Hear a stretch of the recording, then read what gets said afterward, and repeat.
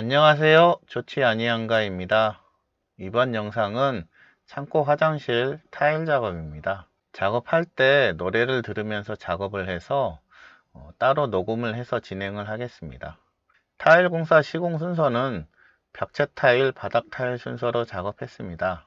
벽 쪽은 1.2m 높이까지 타일로 마감하고 나머지 위쪽은 도장 마감으로 계획해서 진행했습니다. 타일 벽체 바탕은 방수석 고보드를 사용했고요. 접착제는 많이 사용하는 세라픽스로 작업을 했습니다. 타일 공사 역시 처음 해보는 것이라 걱정은 되었는데요. 그동안에 봐왔던 것들이 있어서 하다 보면 어떻게든 되겠지 하고 시작을 했습니다.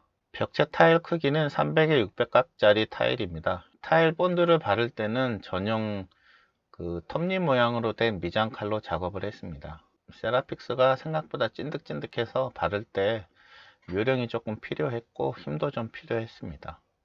그리고 중간중간에 본드를 긁고 나서 실리콘을 일부 덮어 있습니다. 제가 작업을 실제적으로 해본 적이 없어서 잘못하다가 떨어지면 어떨까 이런저런 고민을 해서 생각해낸 방법입니다. 레이저 줄자를 세팅하고서 한 단 한 단 붙여서 올라가거나 내려가거나 했습니다. 기능공 분들께서는 한번 레이저 세팅하고 한번 이렇게 기준을 잡으시면 그냥 한 단 싹 붙이고 난 다음에 그 위로 올라가고 내려가고 하시는데요. 저는 뭐 그 정도의 기능이 없기 때문에 한 단 한 단 맞춰가면서 작업을 했습니다. 타일과 페인트 마감 경계는 타일 코너 비드를 설치했습니다.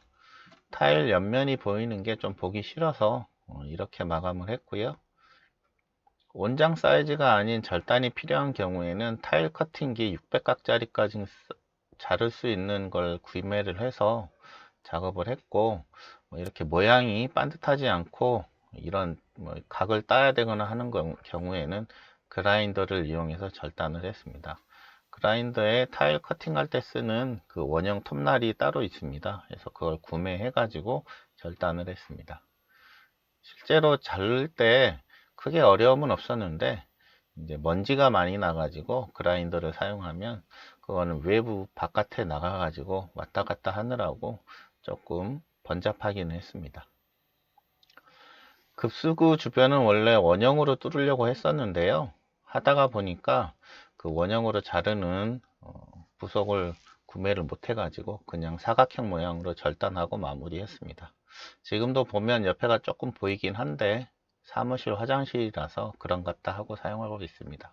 바닥 타일은 벽체 타일보다 작업 난이도가 조금 있었습니다. 실제적으로 벽체 타일에서는 그렇게 큰 힘 들이지 않고 마무리가 됐는데요. 바닥 타일은 조금 힘들더라고요. 우선 타일 쭈꾸미라고 통상적으로 말하는데요. 시멘트나 몰타를 배수구 쪽으로 구배를 주고 바탕 정리를 합니다. 이때 꾹꾹 정성스럽게 많이 밟아줘야지 공기가 빠져나가고 나중에 꺼지는 일이 없어가지고 마눌림하고 장화를 신고 같이 꾹꾹 밟았습니다. 화장실 바닥을 최초 계획할 때 100mm 정도 낮춰서 시공했었는데요. 너무 깊은 것 같아서 높이를 올렸습니다. 당초에는 슬리퍼를 신고 다닐 거라고 예상을 했는데 실제 사용은 신발을 계속 신고 왔다 갔다 하다 보니까 이렇게까지는 깊을 필요는 없을 것 같아서 좀 많이 높이다 보니까 몰탈이 예상보다 많이 들어갔습니다. 한 10포 들어갔던 것 같아요. 이제 수평대를 이용해서 살살 긁어가면서 구배를 맞춰주는 작업을 합니다. 볼 때는 이렇게 기능공들 하시는 걸 보면 쉬워 보였는데요. 막상 제가 해보니까 쪼그려서 해야 되고 먼지도 많이 나고 해서 쉽지가 않았습니다. 이게 한번 긁다가 잘못 긁으면 다시 긁어야 되고 해서 시간이 많이 소요됐습니다.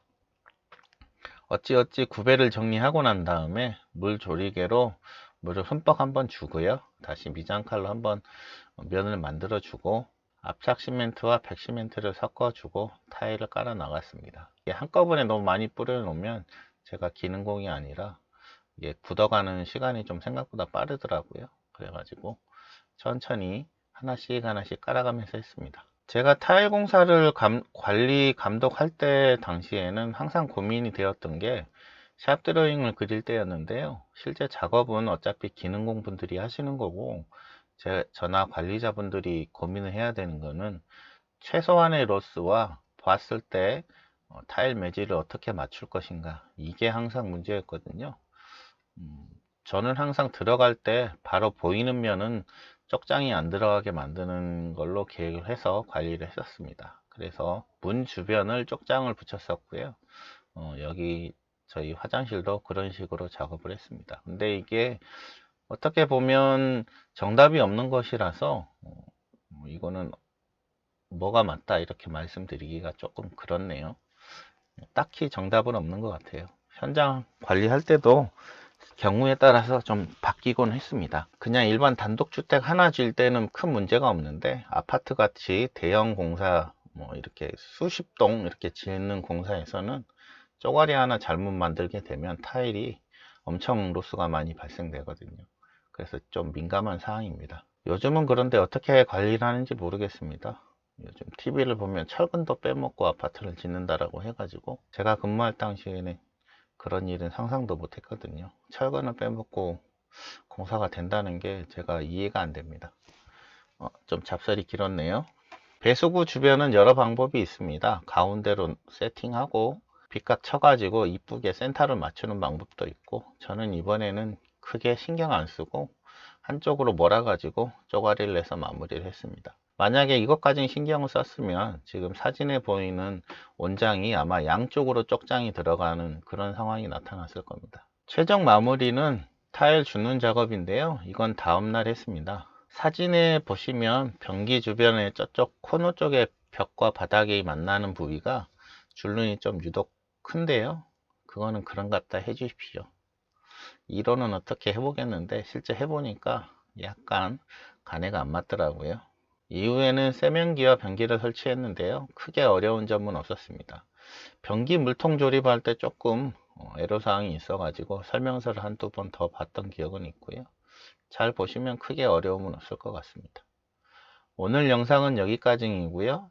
다음번부터 작업은 아마 집 계단 작업에 대한 영상들이 올라갈 것 같습니다. 이건 제가 조금 자랑을 해도 될 만큼 계획했던 대로 딱딱 맞아 떨어져 가지고 말할 게 많은데요. 조금만 기다려 주세요. 오늘 영상은 여기까지입니다. 감사합니다. 튼튼합니까? 튼튼합니다. 아이 무서워. 아이 무서워.